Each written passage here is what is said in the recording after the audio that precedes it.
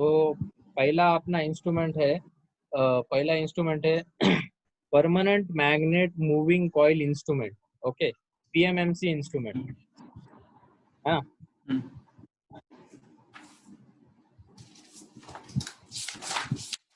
तो देखो हम्म, ये पीएमएमसी इंस्ट्रूमेंट है।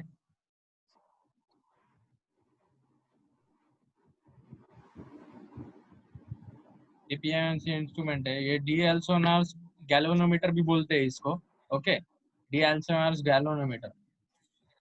ओके, तो इसका कंस्ट्रक्शन एक्चुअली ऐसा है। ओके, कंस्ट्रक्शन देख लो एक बार। ये एल्यूमिनियम कोर है और इसके ऊपर जो है हमने इसके ऊपर हमने बाइंडिंग बना ली है कॉपर की। और ये एल्यूमिनियम और कॉपर टच नहीं कर रहा है, और ये जो कॉपर है वो इंसुलेटेड कॉपर है ना। और ये जो कोर है वो पूरा सर्कुलर कोर है, राइट। अभी इसमें क्या करेंगे अपन, देखो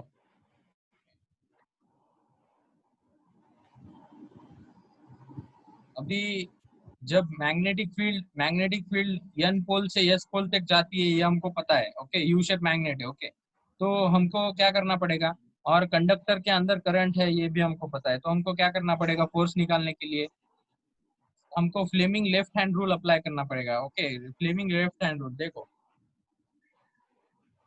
अभी ये हम्म, जो है वो करंट है, ये जो है फोर्स है, और ये जो है फ्लक्स है। ओके, तो हमारी फ्लक्स क्या है, सॉरी, ये करंट है। ओके, करंट नीचे की तरफ है। इस लाइन के अंदर अपन फोर्स देखेंगे क्या होगा इस लाइन के अंदर। ओके, तो फ्लक्स करंट इधर है नीचे, और फोर्स इधर है, सॉरी फ्लक्स इधर है, और फोर्स ऊपर की तरफ होगा। ओके, तो इस लाइन इस पॉइंट पे जो है फोर्स ऊपर की तरफ होगा, राइट। और उसके बाद हम्म, इधर करंट ऐसा है, और फ्लक्स ऐसी है। देखो, करंट ऐसा है आगे, फ्लक्स ऐसी है पीछे। ये करंट है, ये फ्लक्स है, ये फोर्स है, फोर्स थम है। ओके, थम नीचे हो गया, हम्म, राइट। तो फोर्स नीचे की तरफ, मतलब इधर क्या होगा, कपल जनरेट होगा, कपल, है ना, कपल। देखो कपल इधर भी पीछा नहीं छोड़ रहा है। तो इधर कपल जनरेट हो गया। तो देखो इधर टॉर्क निकालने के लिए क्या करेंगे अपन, टॉर्क निकालने के लिए टॉर्क इज इक्वल टू क्या होता है, फोर्स इंटू आर होता है। फोर्स क्या होता है, magnetic field, current carrying conductor in a magnetic field में फोर्स क्या होता है, बी एल एन, है ना। एन मतलब नंबर ऑफ टर्न्स है, B I L into N. N is equal to number of turns है, और इंटू डी। डी क्यों कपल किया, डी बाई टू दो टाइम्स कर देंगे, क्योंकि F into D by two और F into D by two, इस वजह से F F into D force torque हो जाएगा। Okay, right. हम्म,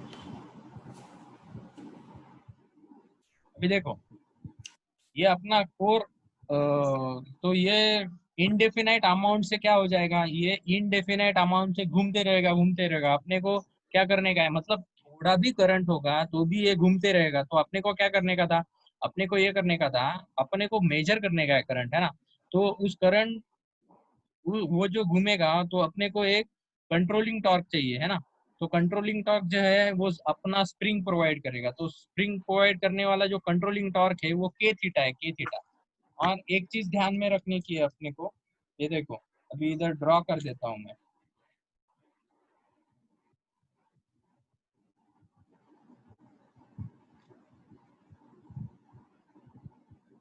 दिखाई दे रहा है क्या, एक मिनट, हाँ, हम्म, एक मिनट। ये देखो, ये टीसी है, ये टीडी है।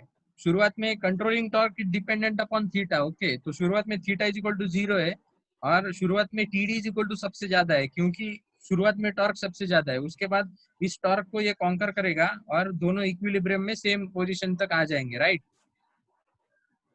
हम्म, तो देखो क्या हो जाएगा, T D is equal to B N L into I, और T D is proportional to I. मतलब जो टॉर्क अपना मिल रहा है वो प्रोपोर्शनल टू आई मिल रहा है, तो इसको क्या करेंगे, T C is equal to T D कर देंगे। T C is equal to T D करने के बाद क्या मिल जाएगा अपने को, theta is equal to B A N into I divide by K मिल जाएगा। मतलब थीटा जो है हमारा, थीटा मतलब क्या, deflection, deflection will be proportional to अपना क्या हो जाएगा, करंट हो जाएगा। हाँ सही है। अभी एक एडवांस लेवल बात करेंगे इसमें, जो कि कम लोगों को पता है ना। तो एडवांस लेवल बात क्या है कि ये जो कोर है, ये कोर हमने रेक्टेंगल क्यों नहीं लिया है, ये कोर हमने सर्कुलर क्यों लिया है। तो इसकी एक बहुत ही अच्छी कहानी है कि जो जब हम ये अपना जो मैग्नेट है वो भी ऐसा है, मैग्नेट है ना। तो जो लाइंस निकलेंगी इसमें से, तो देखो लाइंस जो निकलेंगी वो ऐसे निकलेंगी, मतलब ये कोर को हमेशा रेडियल लाइन रहेगी, कोर को रेडियल लाइन रहेगी, तो मतलब फोर्स, सॉरी, जो तुम्हारी मैग्नेटिक फील्ड है और तुम्हारा जो करंट है वो हमेशा परपेंडिकुलर रहेगा, और उन दोनों में का जो डिस्टेंस रहेगा, मतलब दोनों फोर्स में का, वो हमेशा डी कांस्टेंट रहेगा। बट जब तुम्हारा कोर रेक्टेंगुलर रहेगा, तब इस मैग्नेटिक फील्ड के लिए परपेंडिकुलर होना चाहिए करंट, तो ये जो डिस्टेंस हो जाएगा वो रिड्यूस हो जाएगा। इस वजह से हमारा कोर यही होना चाहिए, और ये रिड्यूस हो गया डिस्टेंस, तो हमारा एक्स भी वेरी कर रहा है। इस वजह से जो हमारा रिलेशन है, F F X is not equal to F D, मतलब वो कांस्टेंट नहीं आ रहा है टॉर्क, हमारा हमारा टॉर्क वेरिंग आ रहा है ना। तो टॉर्क कांस्टेंट लाने के लिए अपन ने ये किया है। आज तुम्हारा बहुत फायदा होने वाला है, क्योंकि इसमें मैंने बहुत सारे एडिशनल पॉइंट ऐड कर दिए हैं जो कि गेट के लिए यूजफुल है।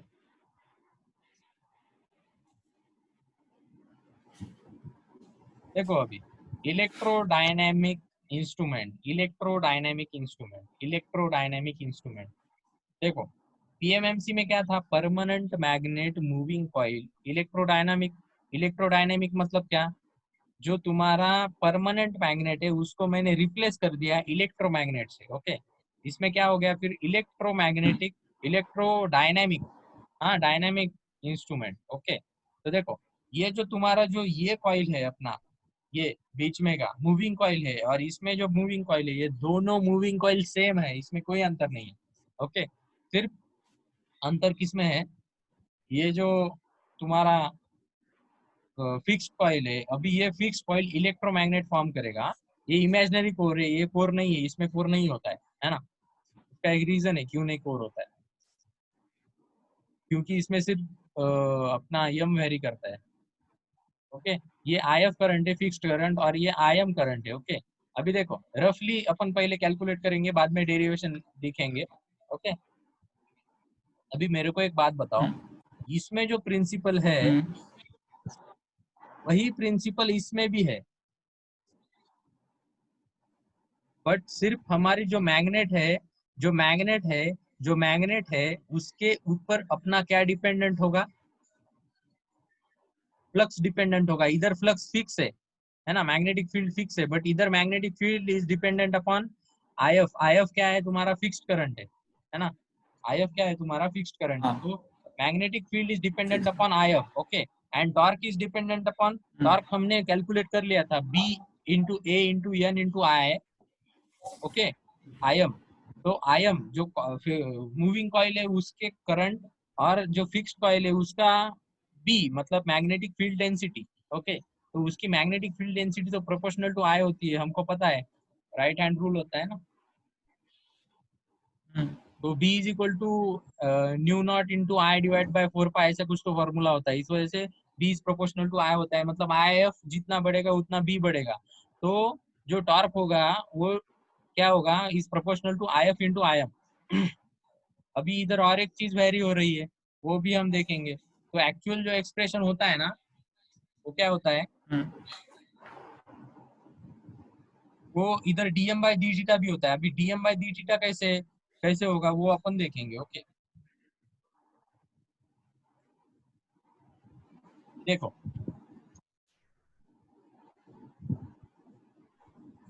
ये कॉइल है, ये ये कॉइल मूव कर रही है। ओके, ये कॉइल मूव कर रही है, ये कॉइल मूव कर रही है, ऐसा घूमेगी ना कॉइल। देखो अभी इधर जब ऐसा ऐसा पोजीशन में होगी कॉइल, तब जो तुम्हारा फ्लक्स लिंकेज होगा, है ना, इसमें मूविंग, इसमें म्यूचुअल इंडक्टेंस क्यों है? क्योंकि इसकी फ्लक्स उसके अंदर मिक्स हो रही है, उसकी फ्लक्स इसके अंदर मिक्स हो रही है, इस वजह से म्यूचुअल इंडक्टेंस है।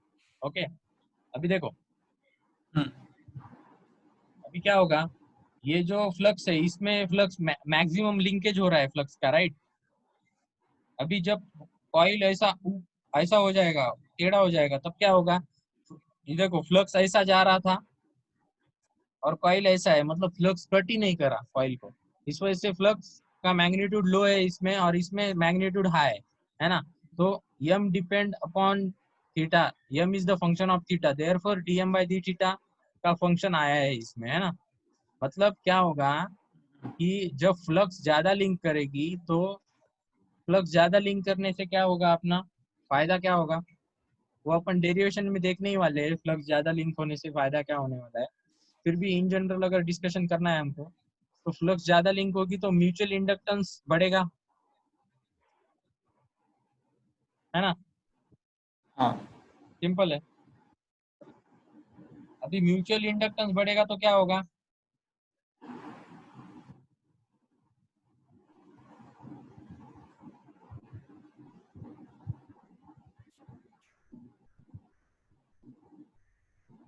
हेलो,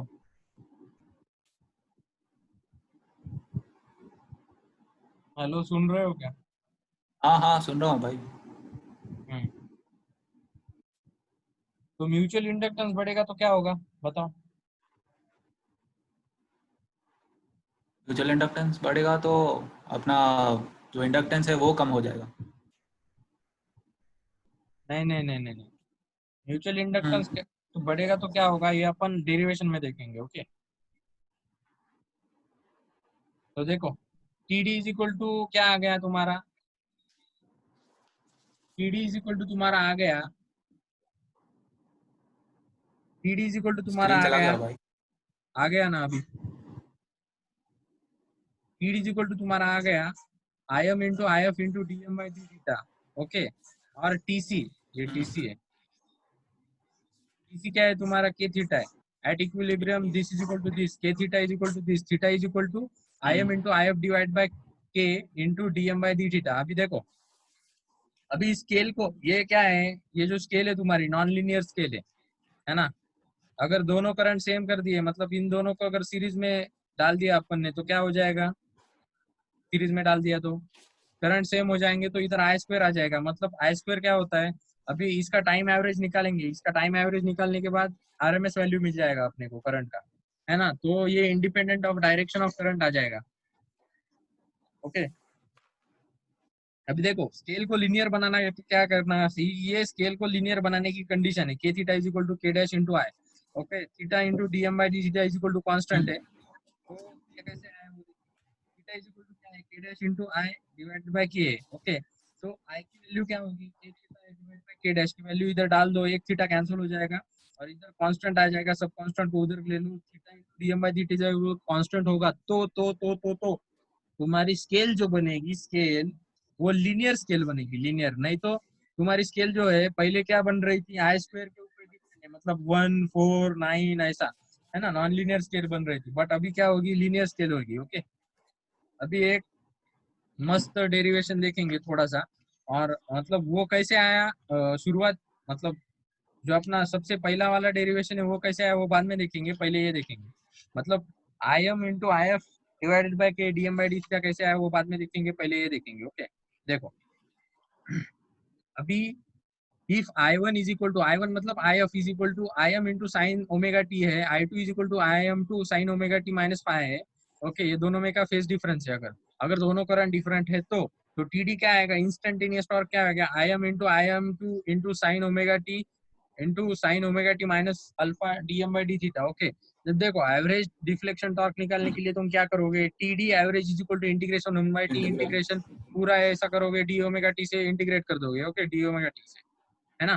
तो हाँ इसका अगर सॉल्व करोगे हाँ तो ये दोनों को फॉर्मूला लगा दोगे, साइन ए साइन बी का, तो ये ऐसा आ जाएगा। और ये जो क्वांटिटी है वो क्वांटिटी, ये क्वांटिटी कांस्टेंट है, ये क्वांटिटी जो है वो टाइम वेरिंग है और ये पीरियडिक है, तो इसका इंटीग्रेशन 0 से 2 पाई अपन सिग्नल सिस्टम में सीखे थे, 0 हो जाएगा।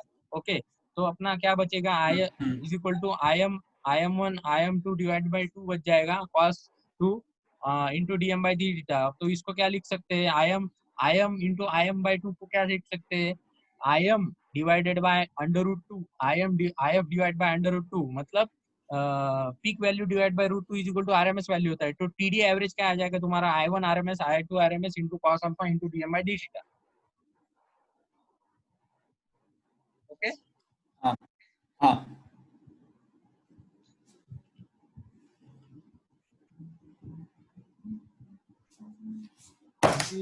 अपन ने इधर लेक्चर 3 में प्रैक्टिकल डेमोन्स्ट्रेशन देखा था पीएमएमसी का, वो याद है ना? हम्म। उसमें डैम्पर रहता था, देखो अभी देखो, अभी क्या होगा, पीएमएमसी के अंदर अगर एसी करंट अप्लाई कर दिया तो क्या होगा, वो एवरेज वैल्यू देगा, और एवरेज वैल्यू एसी का क्या होता है, 0 होता है। उसमें भी अगर लो फ्रीक्वेंसी होगी तो ऐसा ऐसा ऐसा ऐसा ऐसा ऐसा ऐसा ऐसा ऑसिलेट करेगा, बट अगर हाई फ्रीक्वेंसी होगी तो 0 के उधर ही ऑसिलेट करेगा, 0 + 0 - 0 + 0 - है ना। क्योंकि वो एवरेज वैल्यू हाँ देता है करंट का, और एवरेज वैल्यू एसी का क्या होता है, 0 होता है। अभी देखो, 0। इलेक्ट्रोडायनामिक में अगर अप्लाई कर देंगे अपन एसी तो क्या होगा अपना, इलेक्ट्रोडायनामिक में अगर अप्लाई कर देंगे तो अपन ने डिफरेंट करंट होगा तो भी देखा, और सेम करंट होगा तो भी देखा, सेम करंट होगा तो भी देखा, राइट।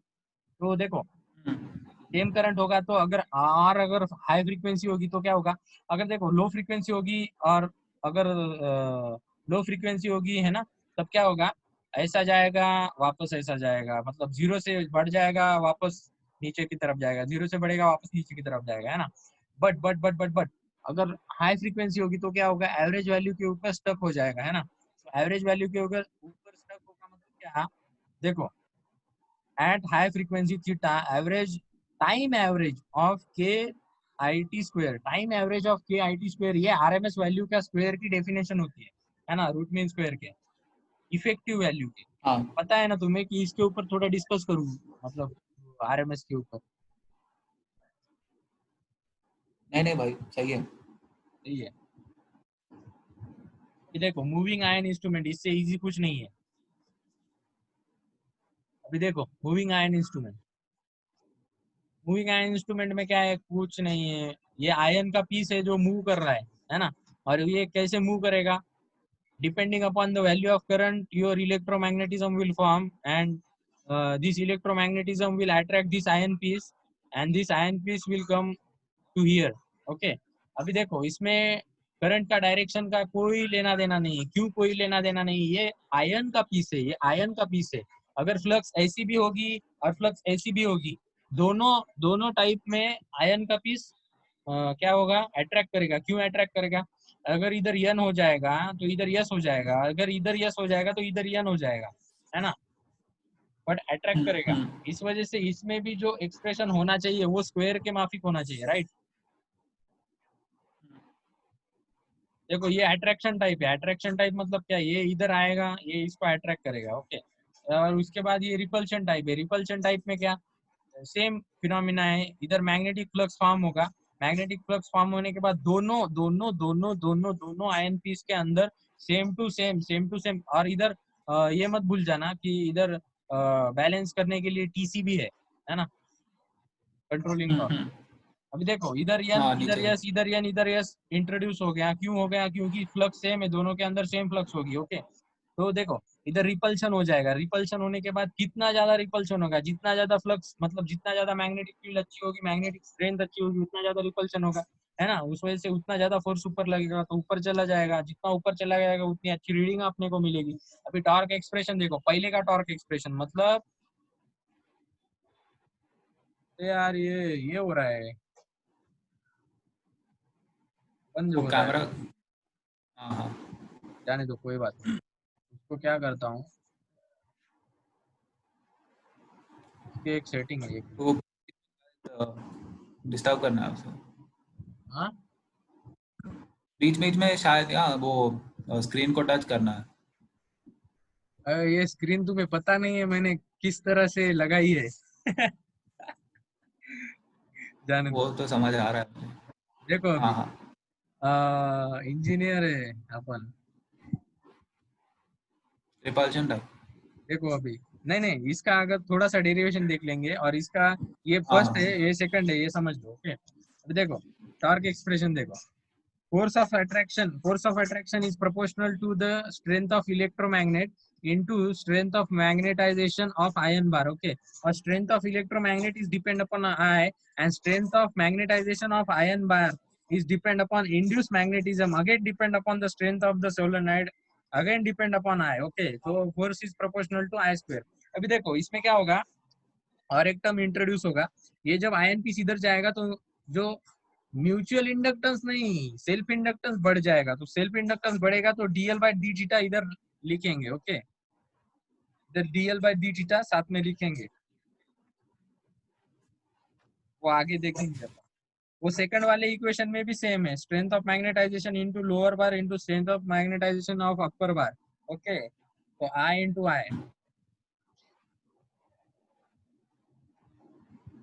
देखो थोड़ा प्रैक्टिकल बात करते हैं।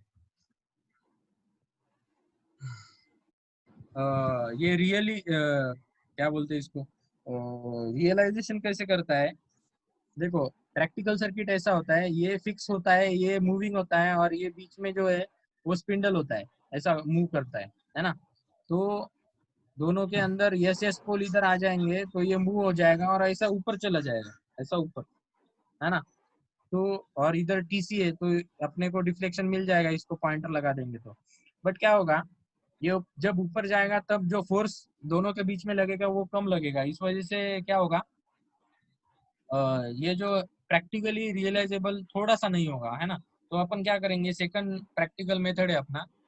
अपन क्या करेंगे, ऐसा ट्रेपेजॉइडल पाइप बनाएंगे, ट्रेपेजॉइडल पाइप, है ना।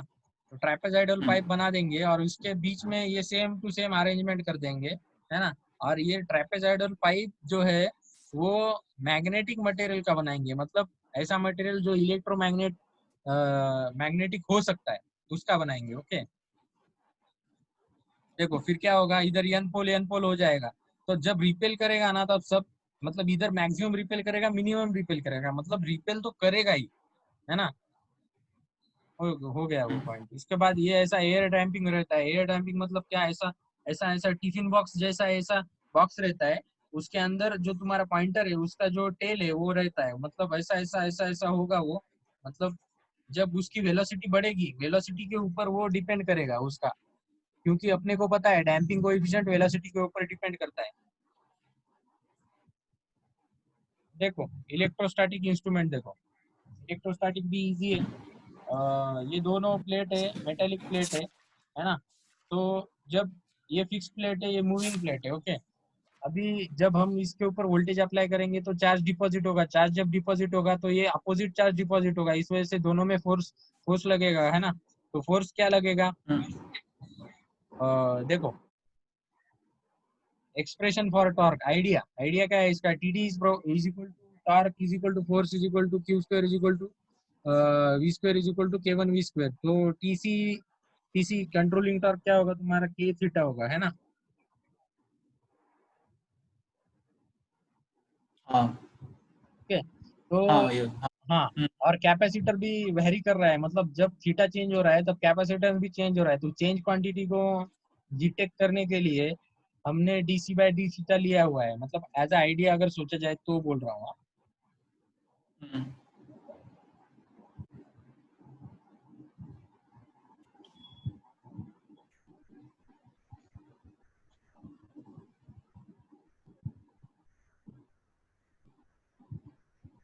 तो देखो ये चारों एक जगह पे आ गए हैं। ये जो है मेजरमेंट ऑफ करंट डायरेक्टली है, और ये जो है मेजरमेंट ऑफ वोल्टेज डायरेक्टली है ना। ये पीएमएमसी, हम्म, इलेक्ट्रोडायनामिक, मूविंग आयरन और इलेक्ट्रोस्टैटिक, बहुत इजी है, कुछ नहीं है इसमें। देखो ये हमने जो फ्लक्स का डिस्कशन किया था सेल्फ इंडक्टेंस का, वही है। अभी देखो डेरिवेशन करेंगे, है ना। डेरिवेशन में क्या करने का है, पहले एज्यूम करो कि तुम्हारा ये फिक्स प्लेट को तुमने और मूवेबल प्लेट को तुमने हाथ से पकड़ लिया है, ओके, और वोल्टेज अप्लाई कर दिया है और थोड़ा सा छोड़ दिया है ना। थोड़ा सा छोड़ने के बाद थोड़ी सी डिस्प्लेसमेंट होगी, है ना, तो वर्क डन होगा। वर्क डन क्या होगा तुम्हारा, टीडी इंटू डी थीटा होगा। टीडी इंटू डी थीटा तुम्हारा वर्क डन होगा, राइट।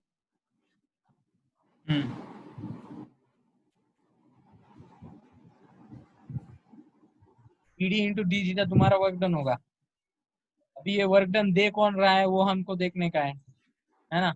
अभी देखो, जब तुम इधर प्लेट तुम्हारी इधर आ रही है, मतलब तुम्हारा कैपेसिटर बढ़ रहा है ना। तो फाइनल कैपेसिटेंस बढ़ रहा है इनिशियल से, तो स्टोर्ड एनर्जी क्या होगी, डिक्रीज होगी, है ना। क्यों स्टोर्ड एनर्जी डिक्रीज होगी, क्योंकि तुम्हारी जो एनर्जी है वो इनवर्सली प्रोपोर्शनल टू कैपेसिटर है, और कैपेसिटर वेरी हो रहा है, चार्ज कांस्टेंट है। ध्यान से समझो,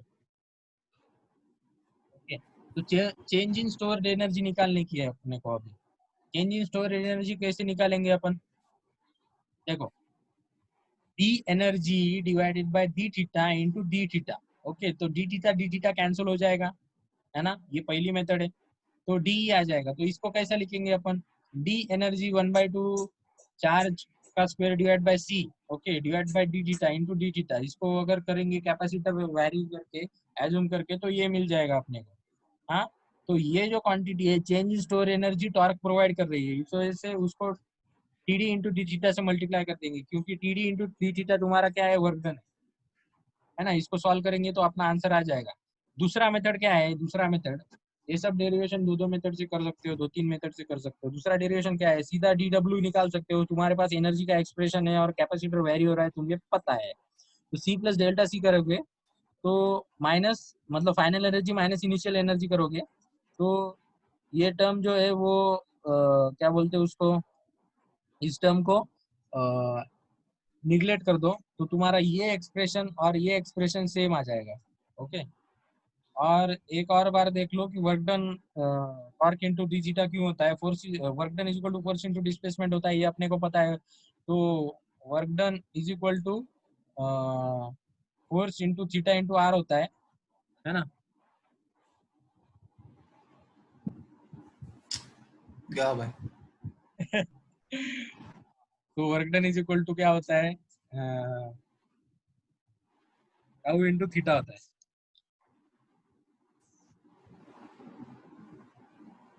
क्या करते हैं, ये अपना पहले 12 लेक्चर अगर खत्म हो गए ना, तब एक ब्रेक लेते हैं, है ना। तब मैं सेटिंग चेंज करके उसका इंडिफिनिट टाइम कर दूंगा, है ना। उसके बाद अपन क्या करते हैं, कंटिन्यू करते हैं बाद में। हाँ। तो देखो, derivation of TD in moving iron instrument,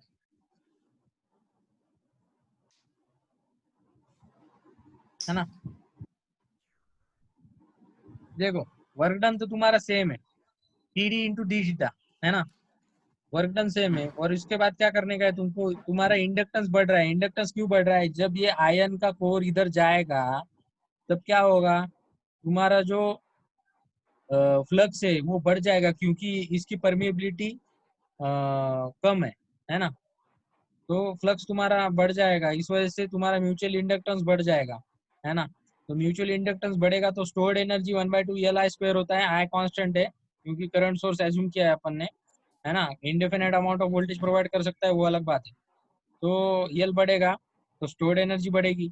तो देखो, इधर एक सरप्राइज है ना। सरप्राइज क्या है, तुम्हें वर्क डन भी मिल रहा है, तुम्हारी एनर्जी स्टोर्ड एनर्जी भी बढ़ रही है। तो वर्क डन मतलब ये सब प्रोवाइड कौन कर रहा है ना। तो प्रोवाइड ये कर रहा है, देखो सरप्राइज क्या है, stored energy is increasing and work done is also done, so there must be other source which is supplying energy to both the energy, okay. तो ये वोल्टेज सोर्स अपना सप्लाई कर रहा है ना। तो कैसे फॉर्म में कर रहा है, जब म्यूचुअल इंडक्टेंस बढ़ेगा तो म्यूचुअल इंडक्टेंस की value L D I by D T है ना, तो वोल्टेज की वैल्यू भी बढ़ेगी। देखो, तो पावर का एक्सप्रेशन क्या आएगा, वी इंटू आई आएगा। V into I is equal to क्या, एल सॉरी, वी का एक्सप्रेशन क्या है तुम्हारा, वी इज इक्वल टू क्या होता है, D phi by D T होता है। तो फ्लक्स क्या है इधर, L L function of theta into I है, इंटू आई है ना। तो इसको आई को कांस्टेंट है, बाहर निकालो तो I square into L D I by L D theta divide by D theta into D theta by D theta, क्योंकि इधर अपन ने प्रोडक्ट रूल लगाया है डेरिवेटिव का, है ना, है ना। तो हाँ एनर्जी इज हाँ। इक्वल टू क्या आ जाएगा तुम्हारा, डी थीटा कैंसिल हो जाएगा, क्योंकि energy is equal to power into D T होता है ना। तो एनर्जी मिल गया अपने को, तो इसको इक्वेट कर देंगे अपन, इक्वेट कर देने के बाद आंसर आ जाएगा अपना, सिंपल है। हम्म।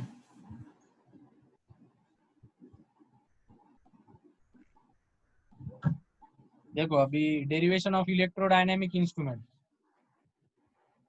ओके, इसमें भी सेम फंडा है।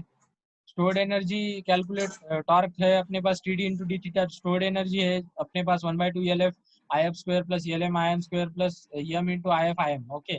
और उसके बाद जो है ये 2 टाइम्स होगा, इस वजह से 2 टाइम्स का 1 हो गया, है ना, मतलब दोनों का म्यूचुअल इंडक्टेंस है ना, इधर का उधर का। तो I F I M constant है, L F L M constant है, एम वेरी कर रहा है, एम वेरी क्यों कर रहा है पीछे देख लिया था अपन ने, है ना। हाँ हाँ, और टॉर्क यम के ऊपर डिपेंड क्यों कर रहा था, क्योंकि अगर यम वेरी करेगा तो लिंकेज जो है, लिंकेज कम ज्यादा होगा, तो लिंकेज कम ज्यादा होगा तो वो टॉर्क के ऊपर अफेक्ट करेगा ना, क्योंकि अपना जो टॉर्क एक्सप्रेशन है उसमें बी आई एल है, बी आई एल था राइट, तो बी था मतलब फ्लक्स था, है ना, एक टाइप का। तो फ्लक्स लिंकेज कम ज्यादा हो रहा है म्यूचुअल इंडक्टेंस की वजह से, तो बी इफेक्ट हो रहा है, इस वजह से बी कैसे इफेक्ट हो रहा है, वो टर्म को डिफाइन करने की वजह से यम ऑफ फंक्शन ऑफ थीटा का क्या टर्म आएगा उसके टॉर्क के प्रोपोर्शनल, वो हमने इस डेरिवेशन से मिल जाएगा, ओके। तो change in store energy similarly जो पहला करते थे वही डी थीटा, इसको दो मेथड से कर सकते हो, अपन इजी वाली करेंगे, दूसरी भी मेथड है जिसमें एम प्लस डी एम करेंगे, ऐसा वैसा करेंगे आ जाएगा, क्योंकि एम फंक्शन अब डी थीटा है और एम बढ़ रहा है, एम घट रहा है ना, थीटा के ऊपर डिपेंड है, इस वजह से थीटा के ऊपर डिपेंड है, इस वजह से क्या करेंगे अपन, D M theta sorry D E S divide by T theta into D theta करेंगे, तो ई एस का वैल्यू एम के फंक्शन में है अपने पास, तो क्या आएगा ये value, I M into I F D M by D theta आ जाएगा, क्योंकि I F I M constant है इंटू डी थीटा, ओके। अभी देखो यम इज ऑल्सो इंक्रीजिंग, अपन ने देख लिया, अपन यम कैसे इंक्रीजिंग है वो पीछे वाले डायग्राम में जाओ और उसके उस डायग्राम में तुम्हें नजर आएगा कि जब थीटा बढ़ेगा, है ना, जब थीटा बढ़ेगा, इनिशियल जो पोजीशन कॉइल की थी वो कैसे थी, वो ऐसा ऐसे थी, उसके बाद वो कॉइल क्या होगी, ऐसा होगी, है ना, ऐसा होने के बाद क्या होगा तुम्हारा, यम बढ़ेगा, यम बढ़ने के मतलब फ्लक्स लिंकेज बढ़ेगा, तो यम बढ़ने के बाद तुम्हारा क्या होगा, ये जो एनर्जी है चेंज इन एनर्जी ये बढ़ेगी, तो ये अगेन प्रोवाइड कौन कर रहा है इतनी सारी चेंज इन एनर्जी, तो ये प्रोवाइड कर रहा है चेंज इन एनर्जी तुम्हारा म्यूचुअल इंडक्टेंस के वजह से जो वोल्टेज बन रहा है वो प्रोवाइड कर रहा है ना। तो D theta D M theta into I M divide by D T, okay, ये प्रोवाइड कर रहा है तुम्हारा। तो energy supplied by S F is equal to V F into I F है, ओके, एस एफ ये है, तो ये प्रोवाइड कर रहा है, तो इसको इक्वेट कर देंगे, कैंसिल कैंसिल हो जाएगा, तुम्हारा आंसर आ जाएगा T D into I F D M by D theta.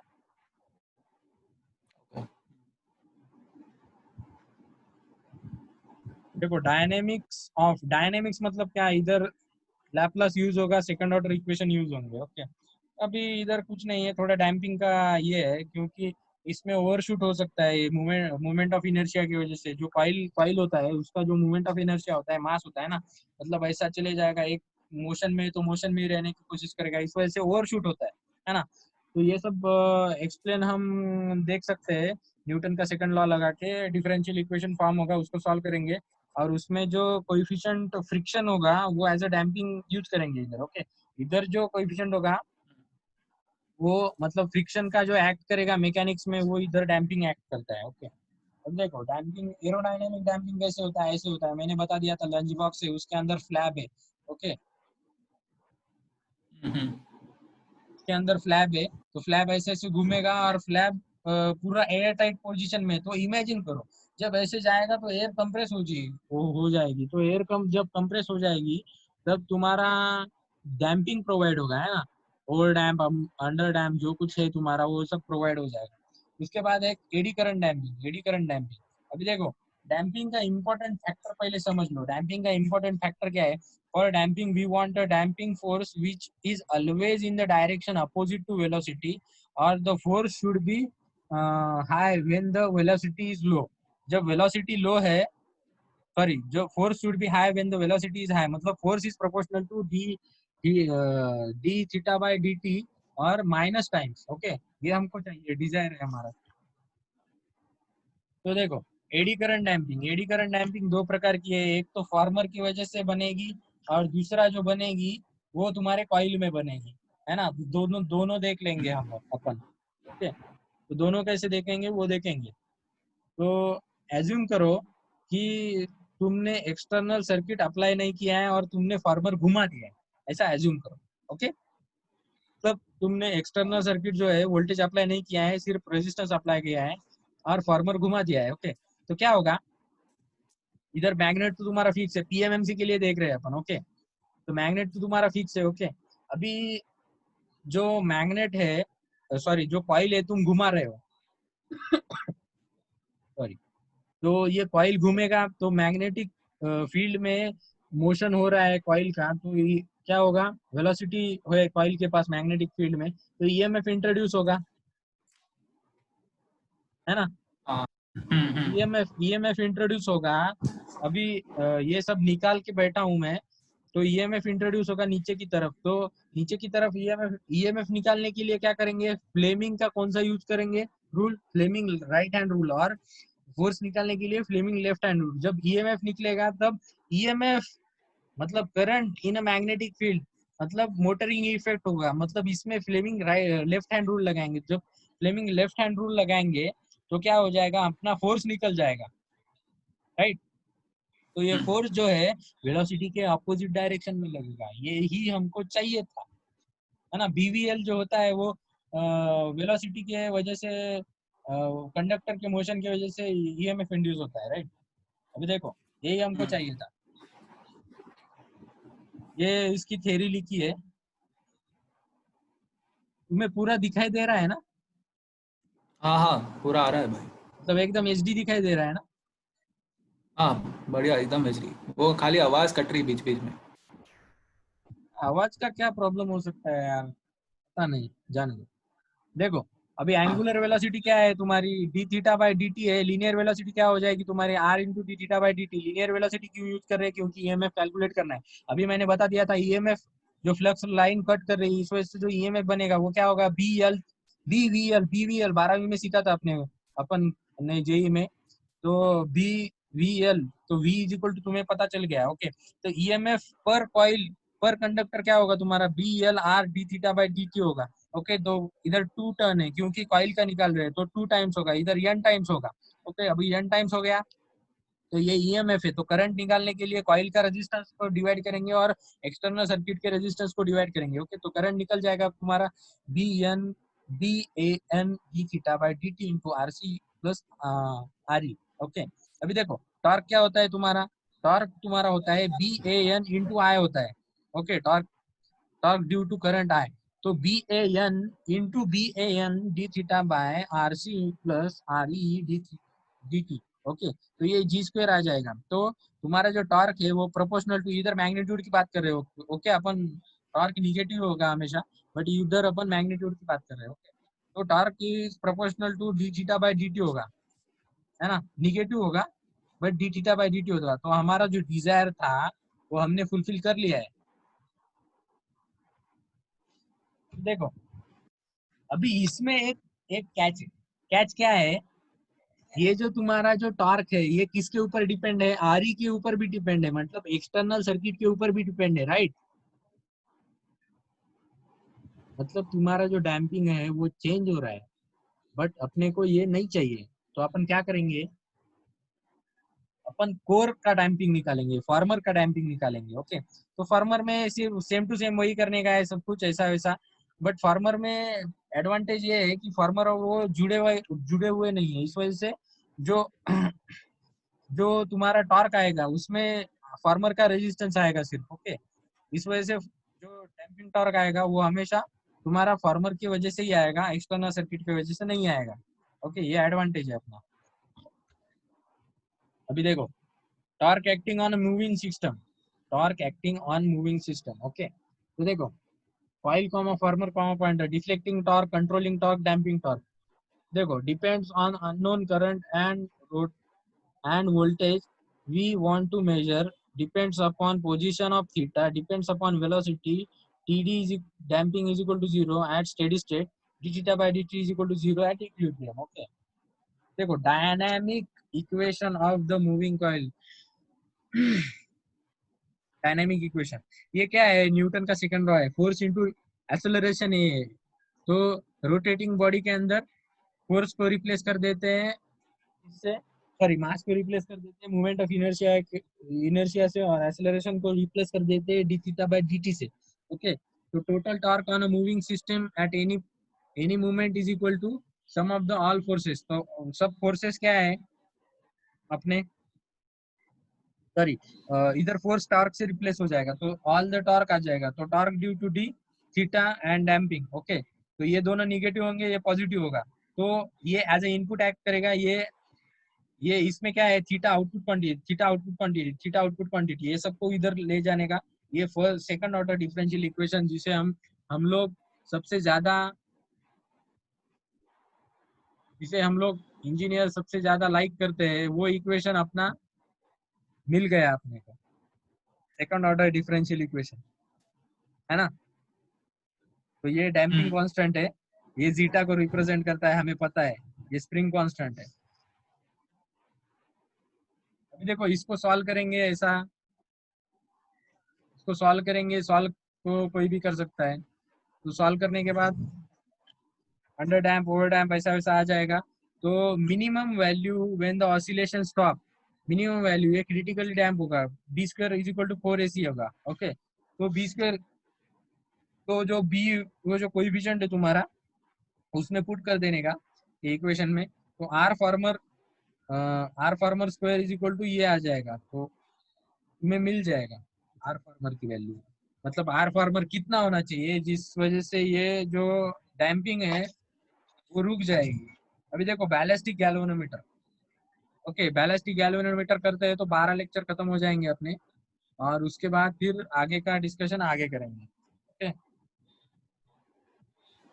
देखो, बैलिस्टिक गैल्वेनोमीटर में क्या है, करंट इंपल्सिव है, तो क्या करेंगे, देखो, इंपल्सिव करंट है, शुरुआत में टीसी एक्ट नहीं होता है, इस वजह से G I T is equal to ये कर देंगे, और इधर एज्यूम करो कि damping torque is equal to 0 है ना। मतलब ऐसा अरेंजमेंट है, ऐसा एज्यूम करो। तो जी इंटू आई टी, मतलब T D is equal to क्या होगा, J D square theta divide by D T होगा। ओके, तो डी टी, एक डी टी इधर लेगा हो, तो I into T is equal to Q हो जाएगा। तो जी इंटू थीटा, जी तुम्हारा कॉन्स्टेंट है, वो आगे देख लेंगे, पीछे देख लिया होगा, sorry, is equal to total change in angular momentum at a time। Okay, देखो, total change in angular momentum को क्या लिखेंगे अपन, जे इंटू ओमेगा लिखेंगे। तो ओमेगा इज इक्वल टू क्या आ जाएगा, G theta, sorry, G charge divided by J आ जाएगा। ओके, तो देखो, काइनेटिक एनर्जी तो क्या होगा बाद में, तो टीसी की वैल्यू बढ़ने वाली है ना। तो काइनेटिक एनर्जी ओमेगा मिल गया है, तो kinetic energy of that pointer मिल गया हमें 1/2 जे ओमेगा स्क्वायर। ओके, तो काइनेटिक एनर्जी मिल गई। इसके बाद काइनेटिक एनर्जी को potential energy of your spring में रिप्लेस कर दो, तो तुमको चार्ज की वैल्यू मिल जाएगी। तुम्हारी चार्ज की वैल्यू क्या होगी, ये थीटा एफ है और ये चार्ज है। ओके, तो चार्ज की वैल्यू मिल जाएगी, सिंपल है ये। इसको अपन सर ने बोले थे कि किधर तो भी यूज करने वाले हैं, तो देख लेंगे किधर यूज करने वाले हैं। ओके, तो अपन क्या करते हैं, अभी अभी इसका दूसरा पार्ट बनाते हैं।